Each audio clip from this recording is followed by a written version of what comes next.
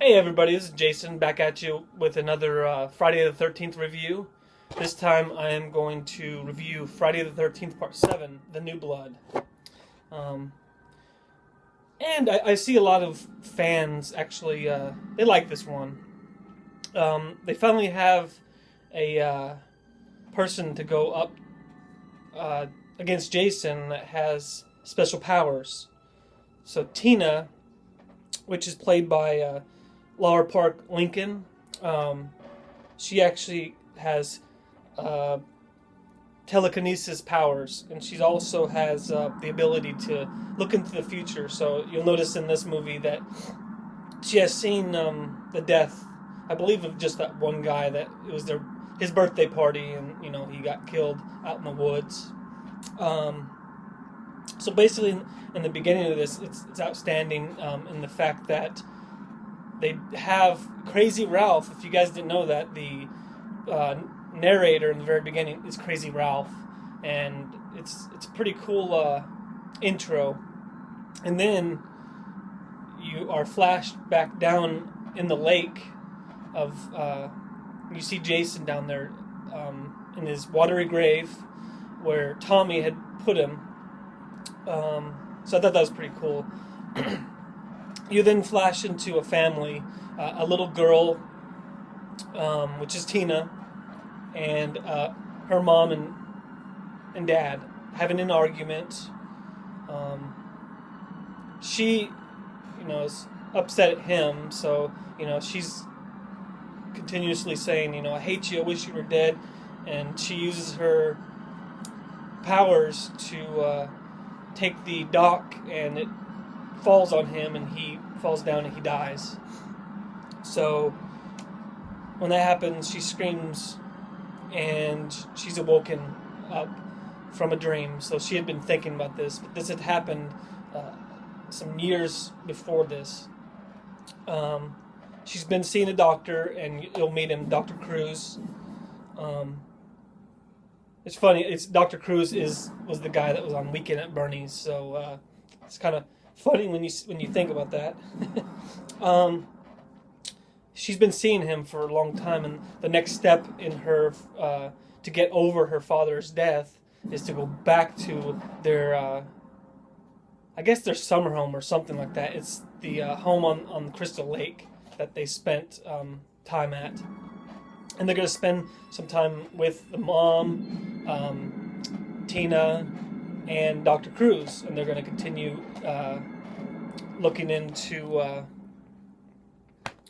seeing if she's over it.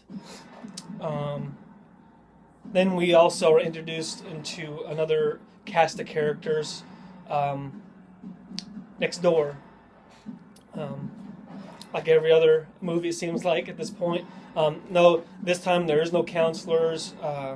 You're back to just normal, regular people and some teenagers living next door partying again. And honestly, I don't feel the connection with these cast of characters, honestly. I do like Tina's character. She does seem believable. She meets the guy next door. I think his name is Nick. They kind of hit it off a little bit, but honestly, it just seems so awkward.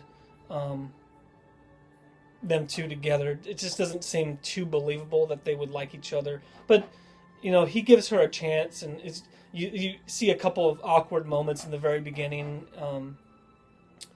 and then later on he invites her over to the party house or whatever you want to call it there, and she's goes over there, and and which is good. I mean, they're trying to get her to act normal and interact with teenagers her own age, and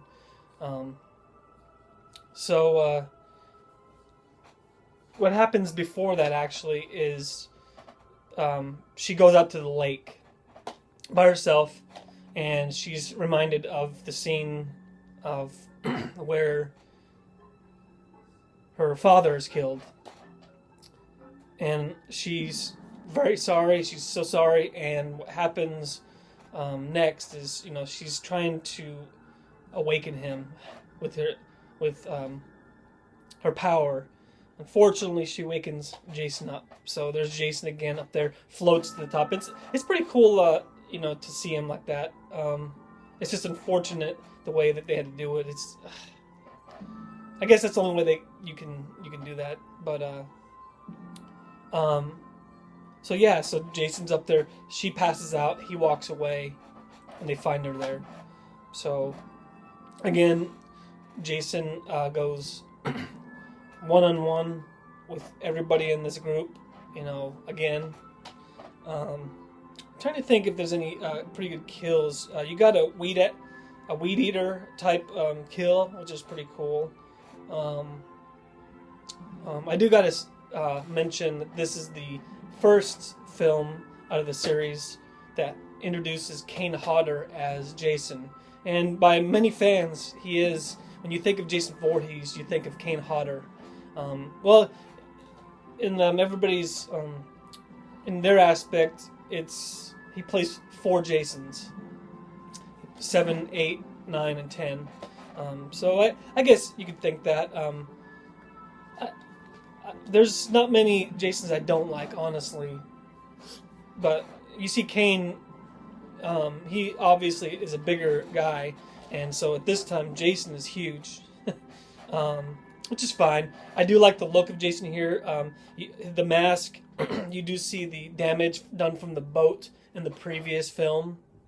When he takes off his mask, you do see all the damage on his face. So they did a great job with the makeup on this one. I'm going to give him credit for that. Jason looks outstanding in this. He looks hideous. But he's no longer, you look at this, he's no longer human Jason that I personally love. But like I said in my previous review, I like both sides of it. I like the human side and the zombie Jason, what they call it. But I do like this look on Jason. You do get him walking around with the chain around his neck and just all the battle damage. You see the ribs and the bones out in his body. So they did an outstanding job. You see the axe mark on his head. You also see the machete cut right here. The damage to his face right here. You see his teeth kind of sticking out on the side. It's because of that propeller in part 6 that cut him up. So they did a great job on that one. The ending to the and before I get to the ending, you got your typical kills. You do get your Kane Hodder's favorite kill that he mentions numerous times that he loves this kill. It's the kill in the